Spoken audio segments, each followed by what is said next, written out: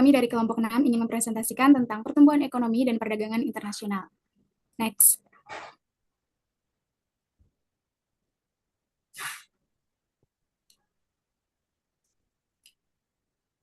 Yang pertama, itu pertumbuhan faktor produksi.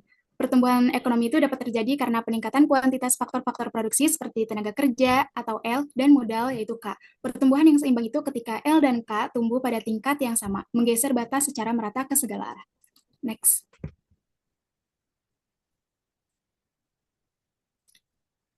Di panel atas ini, kita lihat pertumbuhan tenaga kerja dan modal berjalan seimbang. Artinya, tenaga kerja dan modal bertambah dalam rasio yang sama. Bisa dilihat di gambar, produksi kita bertambah besar secara proporsional. Jadi, batas produksinya melebar keluar, tapi tetap dengan bentuk yang sama. Pergeseran dari titik A ke B itu menggambarkan pertumbuhan skala hasil konstan. Intinya, semua bertambah dengan ukuran yang pas, tidak timpang. Nah, untuk panel bawah, hanya terjadi karena hanya tenaga kerja saja yang bertambah, sementara modal itu tetap, karena komoditas X itu lebih banyak tenaga kerja dibandingkan modal. Maka pertumbuhan tenaga kerja ini membuat produksi komoditas X naik lebih cepat dibandingkan komoditas Y. Jadi, batas produksinya melebar lebih banyak ke arah sumbu X. Artinya, ekonomi bisa produksi lebih banyak komoditas X dibandingkan Y, karena yang bertambah cuma tenaga kerja, bukan modal. Hal tersebut sesuai dengan teorema Rybczynski. Next. Selanjutnya itu ada kemajuan teknis, itu ada beberapa. Yang pertama itu kemajuan teknologi yang netral. Teknologi jenis ini meningkatkan efisiensi tenaga kerja dan modal secara seimbang. Contohnya kayak upgrade mesin dan pelatihan karyawan secara bersamaan. Jadi dua-duanya itu lebih produktif. Yang kedua itu kemajuan teknologi hemat tenaga kerja. Di sini teknologi lebih banyak bantu tenaga kerja. Misalnya pakai mesin otomatis yang bikin satu orang bisa kerjain tugas yang dulu butuh 5 orang. Jadi produksinya naik, tapi kebutuhan tenaga kerja itu turun. Rasio modal terhadap tenaga kerja jadi lebih tinggi. Yang ketiga itu ada kemajuan teknologi hemat modal. Kebalikannya dari yang tadi. Jadi teknologi ini lebih bantu efisiensi penggunaan modal. Contohnya pakai cara kerja baru yang bikin kita nggak perlu mesin banyak-banyak. Cukup tenaga kerja yang lebih terampil. Next. Di contoh ini kita ngomongin kemajuan teknologi yang terjadi khusus di sektor X aja. Misalnya tenaga kerja dan modal itu jadi dua kali lebih produktif pada komoditas X. Artinya dengan input yang sama kita bisa menghasilkan 2 kali lipat produk X. Tapi karena tidak ada kemajuan teknologi di Y, hasil produksi Y tetap sama. Next.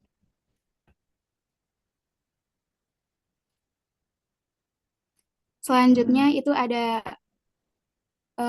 pengaruh pertumbuhan terhadap perdagangan. Dari sisi produksi, jika pertumbuhan meningkat, output komoditas ekspor lebih besar daripada impor, maka terjadi pro-perdagangan. Dari sisi konsumsi, jika konsumsi meningkat terhadap barang impor, terjadilah pro-perdagangan. Next. Selanjutnya ada kemajuan teknis, perdagangan, dan kesejahteraan. Yang pertama itu ada kemajuan teknis netral. Jika konsumsi dan produksi bersifat pro-perdagangan, maka perdagangan dan kesejahteraan meningkat. Yang kedua, kemajuan teknis terbatas pada komoditas ekspor. Misalnya komoditas X. Negara satu akan memproduksi lebih banyak X, mengekspor lebih banyak sehingga volume perdagangan meningkat. Yang ketiga itu ada kemajuan teknis hanya pada komoditas impor. Misalnya itu Y. Jadi produksi domestik Y meningkat, impor Y menurun. Next.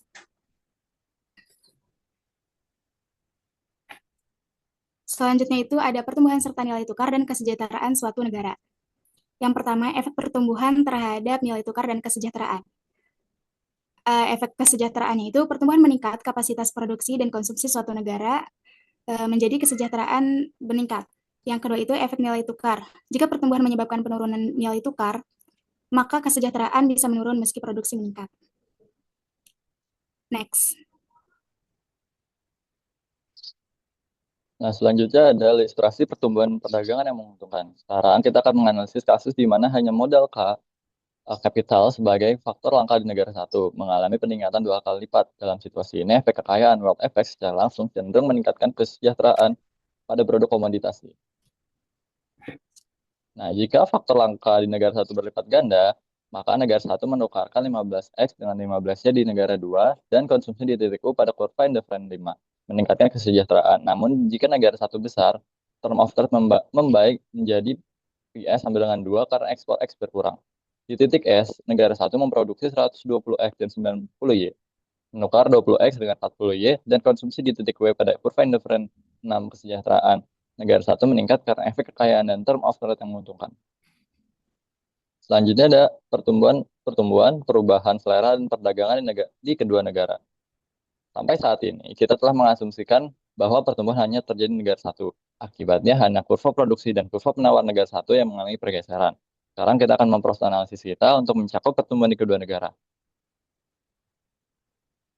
Yang pertama itu ada pertumbuhan perdagangan di kedua negara. Di kondisi awal, S1, negara satu menukarkan 60X untuk 60 dengan negara dua. Selanjutnya ada pertumbuhan tenaga kerja labor di negara satu, di mana labor di negara satu meningkat 2 kali lipat, kurva penawaran berputar dari satu ke satu aksen. Selanjutnya pertumbuhan modal kapital di negara dua. Kapital di negara dua meningkat 2 kali lipat, kurva penawaran berputar dari dua ke dua aksen. Selanjutnya ada pertumbuhan di kedua negara. Kurva penawaran bergeser ke satu aksen, negara satu dan dua aksen ke negara dua. Volume perdagangan meningkat menjadi 140X dan 140Y. Syarat perdagangan tetap PX per PY sama dengan 1. Selanjutnya ada Selanjutnya pertumbuhan modal kapital negara satu. Kapital negara satu meningkat 2 kali lipat, kurva penawaran berputar dari satu ke satu aksen. Selanjutnya pertumbuhan tenaga kerja di negara kedua. Labor di negara kedua meningkat 2 kali lipat, kurva penawaran berputar dari dua ke dua aksen. Terus selanjutnya ada pertumbuhan di kedua negara, satu aksen dan dua aksen. Kurva penawaran bergerak ke satu aksen negara satu dan dua aksen ke negara dua. Pertumbuhan kesimpangan kemajuan teknologi netral. Kurva penawaran kedua negara bergeser keluar mendekati sumber ekspor. Volume perdagangan kedua meningkat, syarat perdagangan bisa tetap membaik atau memperburuk. Selanjutnya ada perubahan selera dan perdagangan di kedua negara.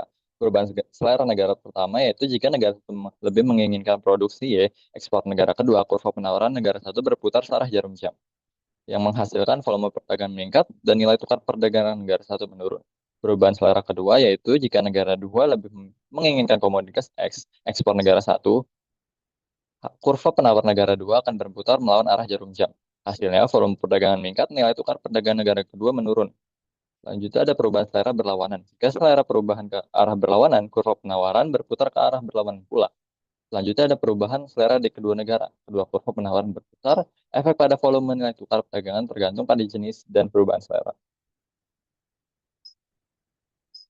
Kesimpulannya, pertumbuhan seimbang tenaga kerja, labor dan modal K memperluas produksi merata, tetapi jika labor tumbuh lebih cepat, produksi bergeser ke komoditas intensif labor dan sebaliknya untuk kapital, sesuai teorema Rybinski yang menyatakan peningkatan satu faktor meningkatkan output komoditas insentif faktor tersebut sambil mengurangi yang lain. Sekian saja dari presentasi kami, dari pemaparan materi kami. Selanjutnya akan dilanjutkan lagi nanti. Baik, mungkin itu saja presentasi dari kelompok 6. Saya kira cukup. Semoga materi yang disampaikan dapat menambah wawasan kita semua. Terima kasih. Wassalamualaikum warahmatullahi wabarakatuh. Udah kan? Udah. Eh, itu gue logout, Cok. Nggak apa-apa ya?